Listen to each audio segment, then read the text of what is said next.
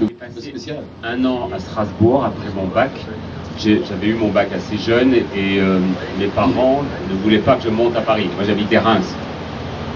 Alors je devais avoir à peu près 16 ans ou un petit peu moins. Et il y a eu une négociation assez intense avec mes parents, d'autant que c'était pas très simple parce que j'attendais, si je puis dire, oui, si j'attendais un enfant. Voilà.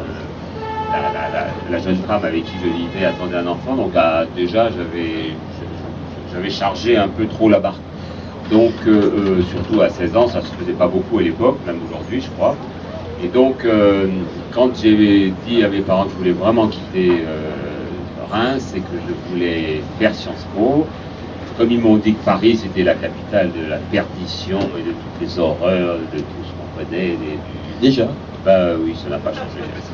Alors quand j'ai proposé Strasbourg, parce qu'il y avait un institut d'études politiques réputé, alors là ils ont regardé ça avec plus de considération. Ils ont dit ah oui, les Alsaciens c'est des gens sérieux.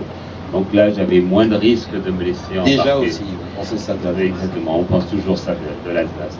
Et c'est ainsi que je me suis retrouvé à Strasbourg, très jeune, dans une petite chambrette d'étudiants à rue Berlioz, dans le quartier des musiciens.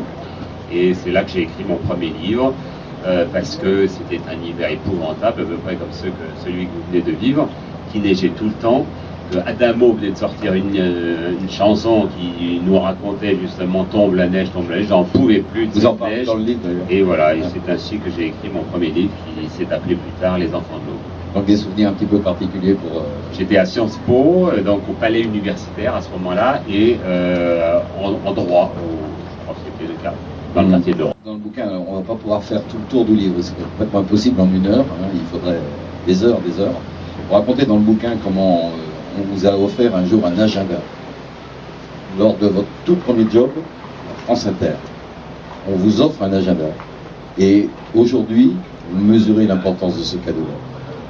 Oui, parce que c'est rien et c'est tout, puisque j'ai encore cet agenda. Bon, à chaque fois il est renouvelé, là on est sur l'année 2013, mais depuis ma première année dans le journaliste, j'étais dans 71 à France Inter, j'ai tout noté. À chaque fois je rencontrais quelqu'un, voilà, je voyais un film, et ça m'a été fort utile pour écrire ce livre qu'avec Jean-Luc Barret, mon éditeur, qui est ici présent, nous avions choisi de compter au fond à la manière justement de pages d'almanach, d'agenda qu'on feuillette et qui nous permettent de faire connaître à la fois des souvenirs, des rencontres, des portraits qu'on fait. Et c'est comme ça, j'ai ressorti mes 42 agendas et voilà. Scrupuleusement conservé, j'imagine, bien entendu. Oui. C'est une partie de ma vie quand même. Ça. Bien sûr, forcément, ça permet de dérouler le fil des souvenirs. En même temps, quand vous étiez très jeune, et on le savait déjà, vous en aviez déjà parlé, vous aviez déjà écrit là-dessus bien sûr, mais dans ce livre on le ressent de nouveau, une envie phénoménale